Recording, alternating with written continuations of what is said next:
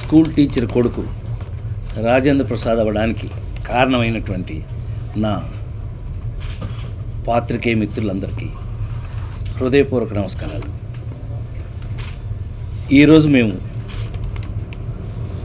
ఈ మీడియా ద్వారానే మా కళ్ళు మీ కళ్ళు వాళ్ళే అలా మీ ముందుకి వచ్చింది.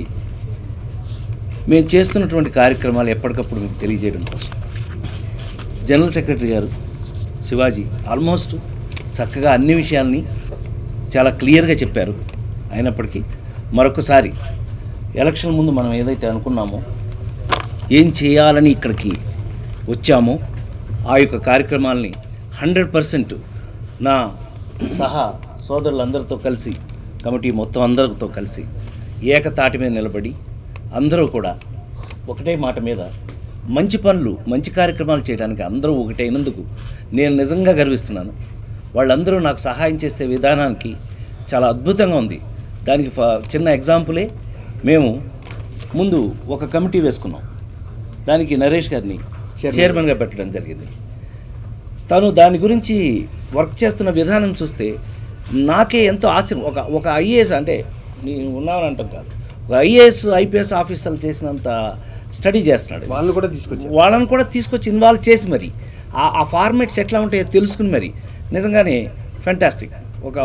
ఒక కళాకారుడు, ఒక ఆర్టిస్టు అంత అసోసియేషన్ కోసం అంత డెడికేటెడ్గా వర్క్ చేయడం, I felt very proud of you Naresh.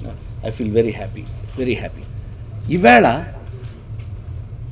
తోటి కళాకారులు అంటే అనుకోకుండా, ఇప్పుడు ఫర్ ఎగ్జాంపుల్ ఒక ఎపిక్ అంటే ప్రపంచంలో ఎప్పటికీ నిలబడిపోయే సినిమా లవకుశ లాంటి సినిమా మన చిన్నప్పుడు చూసాం.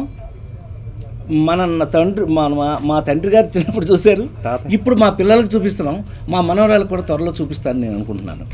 అంత అద్భుతమైనటువంటి ఎపిక్ అంటే ఒక ఖండాల్లో నటించినటువంటి, ఆ కుస్తుడిగా నటించినటువంటి మన సోదరు వియ్యూరు నాగసుబ్రహ్మణ్యం గారు, వారు ఆర్థికంగా కొంచెం ఇప్పటికీ మనం అంటే తోటి కళాకారుడిగా ఉండవలసిన పరిస్థితిలో లేదని తెలుసుకుని ఆ విషయాన్ని మా జనరల్ సెక్రటరీ గారు శివాజీ రాజా, నేను అందరం డిస్కస్ చేసుకుని, మరి అట్లాగే నాగయ్య గారు వేదం సినిమాలో నటించారు. చాలా అద్భుతమైన క్యారెక్టర్లో, అంటే నిజ జీవితంలో క్యారెక్టర్లు కొన్నిటిని తీసుకున్నట్టుగా ఆయన తీసుకోవడం జరిగింది.